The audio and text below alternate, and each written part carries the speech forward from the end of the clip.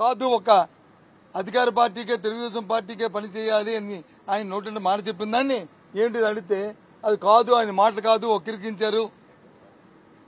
టీవీలో వచ్చినవన్నీ కూడా social media వచ్చినవి కూడా అసత్యాలు అని చెప్పారు. అయితే దాన్ని రికార్డెడ్గా చెప్పండి, లేదు మీ పార్టీ తరఫున వివరణ ఇవ్వండి, మీ పార్టీ తరఫున వివరణ ఇవ్వండి, లేదా ముఖ్యమంత్రి గారి కార్యాలయాన్ని స్పందించమనండి అని అడిగాం. దానికి సమాధానం లేదు. చెప్పిన మాట చెప్తారు, అది చెప్పరు. మేము సూటిగా అడుగుతున్నాం. ఒక రాజ్యాంగబద్ధమైన ఉన్న వ్యక్తి, ఒక ముఖ్యమంత్రిగా ఎన్నికైన వ్యక్తి ఇలాంటి మాటల్ని, నాకు తెలుసు స్వాతంత్రం వచ్చిన తర్వాత ఈ భారతదేశంలో ఏ ముఖ్యమంత్రి కూడా ఎవరు కూడా ఇలాంటి మాటలు మాట్లాడలే.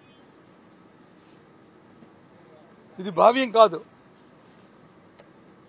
ఎందుకంటే లబ్ధిదారుడు అనేవాడు ఏ పార్టీ వాడు ఉంటాడు. ఒక ఇల్లు కావాలంటే లబ్ధిదారుడికి, లేదు ఒక పెన్షన్ కావాలంటే, లేదు ఒక అమ్మఒడి కావాలంటే, ఒక రైతు భరోసా కావాలంటే లబ్ధిదారుడు ఏముంటాడు. అది తెలుగుదేశమా, వైసీపీయా, లేదు కూటమా అని చూస్తే ఇది ఎక్కడ న్యాయమైనది?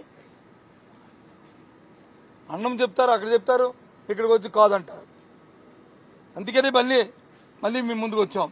ఎందుకంటే మధ్యలో కొంత ఇంటరప్షన్ వచ్చింది, కొంత లైవ్ టెలికాస్ట్ ని టెక్నికల్ ప్రాబ్లంతో ఆగడం జరిగింది. కాబట్టి అందుకని మీ దగ్గరకు వచ్చి మళ్ళీ ఈ విషయాన్ని మాట్లాడడానికి ఇక్కడికి వచ్చాం. ఆ రోజు వాళ్ళు మాట్లాడుతున్న నేపథ్యంలో తాత్కాలిక భవనం 10,500 రూపాయలు ఈ భవనాన్ని కట్టారు. మరి ఇది ఎక్కడ మరి దుర్వినియోగం కాదా? ఇది ప్రజాధనం దుర్వినియోగం కాదని అడిగాం. అడిగితే వైజాగ్లో రుషికొండ గురించి ఎత్తారు.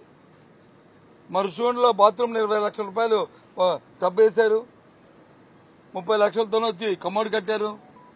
ఇవన్నీ అధికార దుర్వినియోగం, ఇది అవినీతి జరిగింది అందులో అని చెప్పారు. సూటిగా ఒకటే మాట అడిగాం.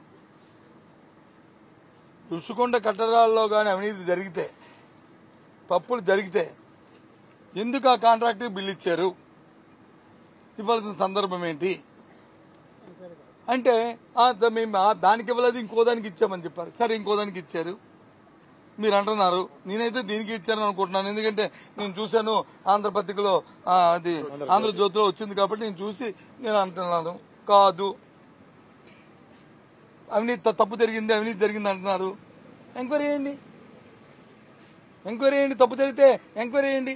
ఎవడైతే తప్పు చేశాడో, ఎవరైతే 10 లక్షల రూపాయలది 1 లక్ష రూపాయలు వచ్చి 30 లక్షలు కొన్నారో, ఎవరైతే అవినీతి చేశారో వాళ్ళని శిక్షించండి, వాళ్ళు ప్రథమ పెట్టండి దోషులుగా. ఎవరు వద్దన్నారు? అడిగితే దానికి సమాధానం లేదు, దాన్ని దాటవేసే ధోరణి. ఈ రకంగా ఇవాళ శాసన మండలిలో అధికార పక్షం కుప్పగంతులు వేస్తూ అడ్డగోలుగా బుల్డో చేసే ప్రయత్నాన్ని చేస్తూ ప్రజలకి బాధ్యతగా ఉండవలసిన ప్రభుత్వం, ఆ పెద్దలు ఆ బాధ్యతను విస్మరించి రాజకీయ కోణంలో రాజకీయాల కోసమే ఇవాళ శాసనసభను ఉపయోగించుకునే ప్రయత్నం చేస్తున్నారు. అయినప్పటికీ ఒక ప్రధాన ప్రతిపక్షంగా, ఒక బాధ్యత ప్రతిపక్షంగా మా పార్టీ తీసుకున్న నిర్ణయాన్ని, మా నాయకులు తీసుకున్న నిర్ణయాల్ని దానికోసం మేము అడుగుతూనే ఉంటాం, చేస్తూ ఉంటాం, ప్రజలకు వాస్తవాలు చెప్తూనే ఉంటాం. అక్కడ లోపల చెప్తుంటాం, మళ్ళీ బయటకు వచ్చి రోజు మీతోని వాస్తవాలు చెప్తాము, ప్రజలకి ఈ విషయాలు తెలియజేస్తామనే విషయాన్ని మీ ద్వారా తెలియజేస్తున్నాను.